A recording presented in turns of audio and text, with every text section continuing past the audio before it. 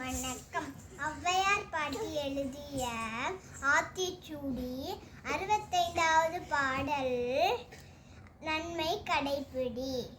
திருச்சியில அண்ணாமலை விமலான்னு ஒரு தம்பதிகள் இருந்தாங்களாம். அவங்களுக்கு ராகவன் மாதவன்னு 2 பசங்களாம். அவங்க அப்பா அண்ணாமலை அரசாங்க வேலை பார்த்துக்கிட்டு இருந்தாங்களாம். ராகவன் 7ஆம் வகுப்பு, மாதவன் 5ஆம் வகுப்பு படிச்சுக்கிட்டு இருந்தாங்களாம். அவங்க அம்மா விமலா எப்பயுமே உங்களுக்கு நல்ல நல்ல விஷயங்களா சொல்லி கொடுப்பாங்க. எப்பயுமே உண்மையை பேசணும், பெரியவங்களை மதிக்கணும், நம்ம முடிஞ்ச ஹெல்ப்பை நம்மளுக்கு பண்ணணும், நம்மளுக்கு முடிஞ்ச சாப்பாடை மற்றவங்களுக்கு போடணும். அந்த மாதிரி நிறைய விஷயங்கள் பசங்களுக்கு சொல்லி தருவாங்களாம். திடீர்னு ஒரு நாள் அவங்க அப்பா அண்ணாமலைக்கு மதுரைக்கு வேலையை மாத்திடுவாங்களாம். எல்லாரும் கிளம்பி மதுரைக்கு புது வீட்டுக்கு குடி போனாங்களாம். அவங்க அம்மா விமலா சொல்லுவாங்களா பசங்கள்கிட்ட, இங்க பக்கத்து வீட்டுல கொஞ்சம் கோவக்காரங்களா இருக்காங்க, அதனால பார்த்து எல்லாம் பண்ணுங்க அப்படின்னு சொல்லுவாங்களாம். அவங்களும் சரிம்மா அப்படின்னு சொல்லிட்டு பந்தை எடுத்துக்கிட்டு விளையாட போயிடுவாங்களாம். பந்தை தூக்கி போட்டு விளையாண்டுக்கிட்டு இருக்கும் போது மாதவன் பக்கத்து வீட்டுல போட்டுருவானா.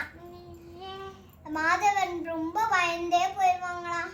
அண்ணா அண்ணா வாங்க அண்ணா, அம்மா சொன்னாங்கடா இங்க கொஞ்சம் பேர் கோவக்காரங்களா இருக்காங்கன்னு, வாங்க அண்ணா சீக்கிரம் ஓடி போயிடலாம் அப்படின்னு சொல்லுவாங்களாம்.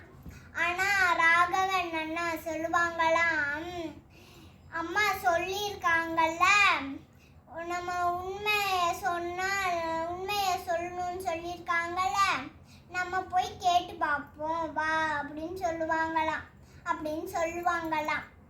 சரி போலாம் அப்படின்னு அவங்க அம்மா அந்த பக்கத்து வீட்டு கதவை தட்டுவாங்களாம். மாமாவும் கோவமா கதவை திறப்பாங்களாம். ராகவன் அண்ணா, மன்னிச்சிருங்க மாமா, எங்களை நான் விளையாடும் போது தெரியாம வந்து உள்ள வந்துருச்சு, அப்படி நாங்கள் இனிமேல போட மாட்டோம், என்னை மன்னிச்சிருங்க அப்படின்னு சொல்லுவாங்களாம்.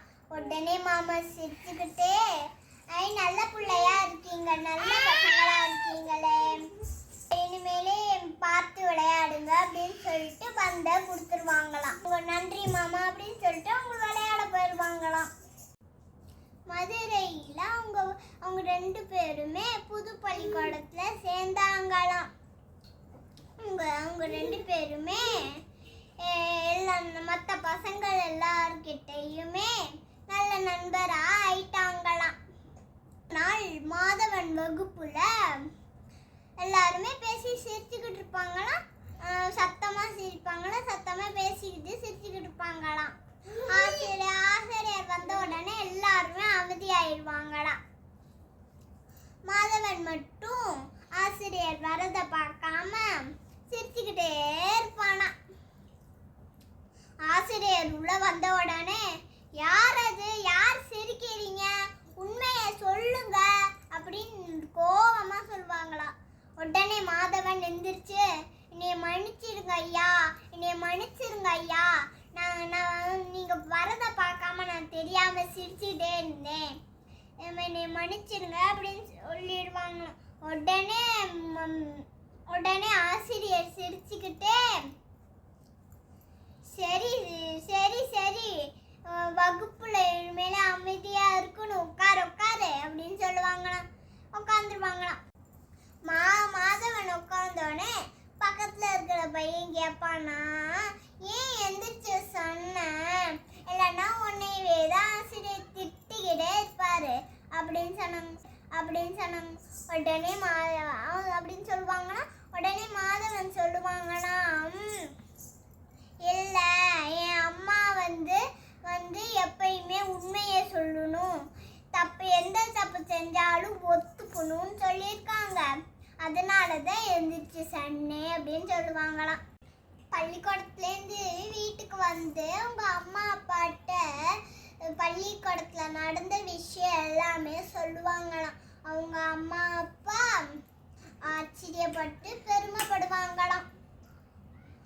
இனிமேலே இதே மாதிரியே இருங்க அப்படின்னு சொல்லிட்டு சரிப்பா சரிம்மான்னு சொல்லிட்டு அவங்க 2 பேரும் விளையாட போயிடுவாங்களாம்.